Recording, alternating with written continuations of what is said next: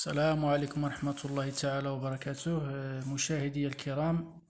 اليوم إن شاء الله قررت نقدم لكم واحد موضوع اللي هو حديث الساعة، اللي كل الصفحات متداولة، ولكن الأغلبية ديال الناس ما فاهمينش بزاف هذا القرار اللي صدرته الوزارة الخارجية الكندية، واللي كيتعلق بإعفاء بعض الدول من فيزا السياحة لكندا.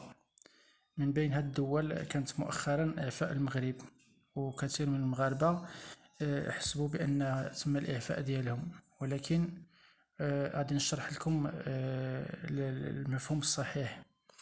هنا كما كتشوف أعلنت كندا عن إضافة 13 دولة بينها المغرب إلى برنامج تصريح السفر الإلكتروني AVO، والذي يتيح لمواطني هذه الدول دخول كندا. بالنسبة لهذا تصريح السفر الإلكتروني، أو ما يسمى ب إلكترونيك ترافل أوتوريزيشن، هو واحد الوثيقة تعمر المعلومات، وفي ظرف 24 ساعة إلى غاية 72 ساعة كيتم إعطائك ذلك الوثيقة اللي كتمكنك من دخول كندا برا أو جوا. بالنسبة لهذه الدول اللي من بينها المغرب، كما تلاحظون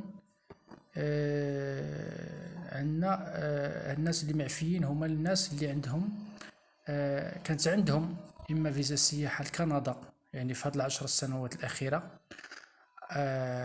أو مغاربة بطبيعة الحال، أو بالنسبة للناس اللي عندهم الإقامة الدائمة في الولايات المتحدة الأمريكية، عندهم يعني بطاقة الخضراء الجرين كارد. كما تلاحظون هنايا، يعني هنا فقط كيدير تعمر تلك الاستمارة، اللي بغى يدخل يعمرها باش يعرف انه مؤهل او غير مؤهل. كما كتلاحظوا انا فقط درت واحد التجربه هنايا، وهي واحد السؤال هنا كيتعلق هل انت مقيم قانوني دائم بالولايات المتحده الامريكيه. اذا هنا الا درت لهم لا، غادي يدير غير مؤهل، الاو تي ا، يعني الكترونيك ترافل اوتوريزيشن. كنت عندك البطاقة الخضراء فأنت مؤهل. يدي هنايا. وبالنسبة اللي بغى يشوف يدير هاد التطبيق او تي ا كندا، هو اللي غادي يقدر يعطيه.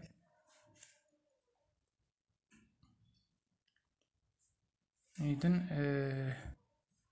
هنا غير بالنسبة للاستمارة كيدير تعمرها، واش غادي تعمر فيها. بالنسبة للناس اللي يعني عندهم قلنا الإقامة الدائمة للولايات المتحدة الأمريكية، وليس فيزا سياحة للولايات المتحدة الأمريكية، إقامة دائمة للولايات المتحدة الأمريكية، وليس فيزا سياحة لأمريكا. إن هناك الكثير عندهم فيزا سياحة لأمريكا، حسبوا هما أن هذا الأمر صدر من أجلهم. رقم جواز السفر ومعلومات. إعفاء المغاربة من تأشيرة الدخول إلى كندا بالشرطين. هاد الشرطين هما اللذين سبق أن ذكرتهما.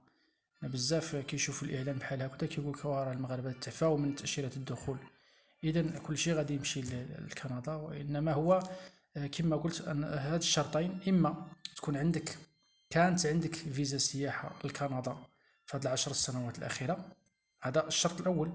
والشرط الثاني فيزا السياحة كنقول بالنسبة للمغاربة، أنا كنهضر على المغاربة.